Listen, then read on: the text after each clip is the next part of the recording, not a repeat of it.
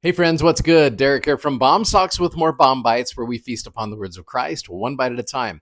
So we get the opportunity of getting into the amazing sections this week, sections 23 through 26 of the Doctrine and Covenants. And we've got some great videos from our Bomb Bites video collection to help you enjoy these. You can use them in your teaching settings, in your family studies, however you want to use them. We hope you enjoy the episodes this week. And of course, if you haven't already, you got to go check out our amazingly comfortable gospel themed socks at bombsocks.com. Godspeed, friends, and enjoy the episode.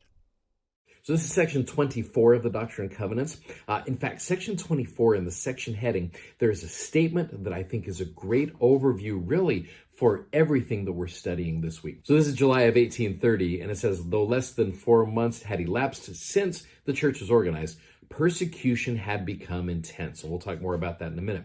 And it says the leaders had to seek safety and partial seclusion. The following 3 revelations, meaning 24, 25, 26 is where we're going this entire week, were given at this time to strengthen, encourage, and instruct them. So everything that we're going to go through this week is going to be designed to strengthen, encourage, and instruct. Now, just to give you a little context here, let me back up to June of 1830. So most of what I'm about to share with you can actually be found in Saints chapter 9. It's called Come Life or Come Death, and it gives you some great context for what's going on here in this section of the Doctrine and Covenants. So it's June of 1830, and you've got a lot of members of the church wanting to be baptized. And so Joseph and Oliver and all the families go to Colesville, New York. Colesville is a wonderful place. It's where we were introduced to Joseph Knight and his family. In fact, Joseph was going to be baptized as well. And so what they had done, they had set up a dam right there in Colesville.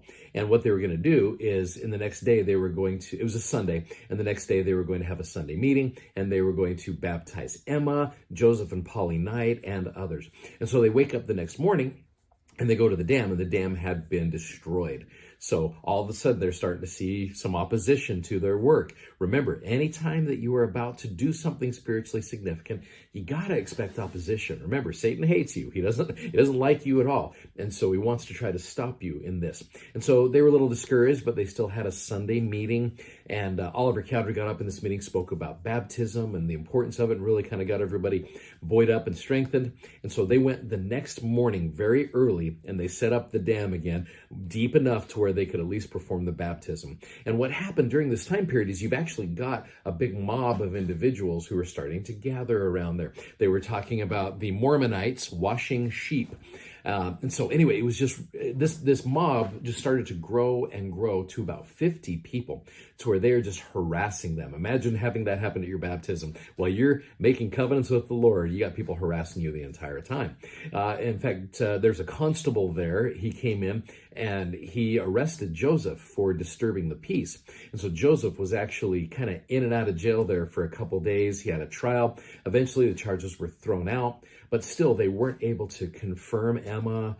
And there's some frustration going on here, and you're starting to see this persecution become more and more intense, which is why section 24 is a great section. There's a lot of things the Lord gives to Joseph Smith with regards to the struggles that he's been going to. In fact, you go to verse number 1, it says, "Behold, thou wast called and chosen to write the Book of Mormon," or to translate it, "and to my ministry. I have lifted thee up out of thine afflictions. I've counseled thee.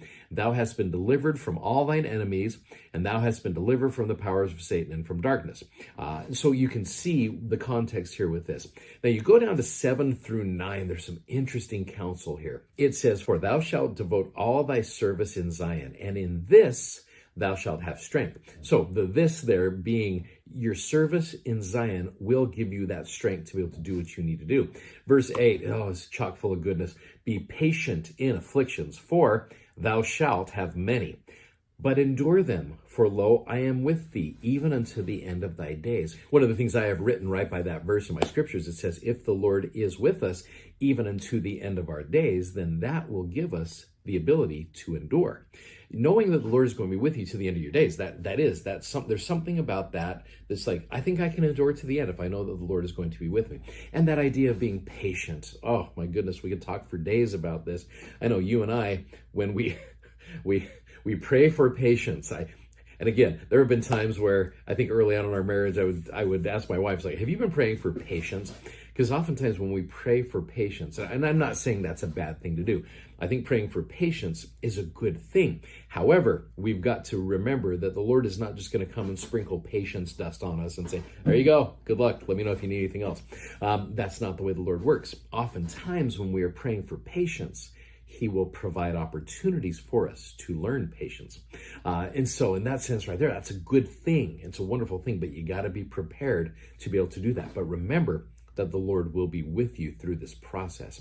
Now, one of the things that Joseph was struggling with, and Emma struggled with this as well. In fact, this is a nice setup for where we're going tomorrow. If you were to go right to Saints in chapter 9, there's a great statement here I want to focus on. It says, back home, Joseph tried again to work on his farm, but the Lord gave him a new revelation on how he should spend his time. And again, this is section 24 that we've been talking about. Thou shalt devote all thy service in Zion, the Lord declared. And then this is verse 9. In temporal labors thou shalt not have strength, for this is not thy calling. That would be kind of a discouraging thing. All the temporal things you're working through, yeah, you're not going to be successful. Don't worry about that. You're not going to have that strength there. But that's not what I'm asking you to do here.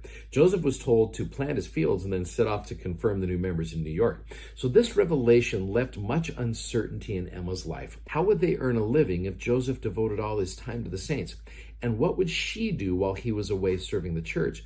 Was she supposed to stay at home, or did the Lord want her to go with him? And if he did, what would be her role in the church? And so this is a great way to set up what we're going to study next time, which is section 25 of the Doctrine and Covenants.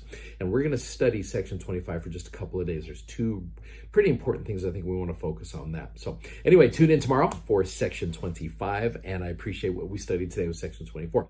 Hey, thank you so much for watching. Thanks for subscribing. Thank you for sharing these messages. We are so grateful that you do that. If you like what you see, please click the like button. And like I said, check out our socks, bombsocks.com. Godspeed, friends. We'll see you. Take care. Bye-bye.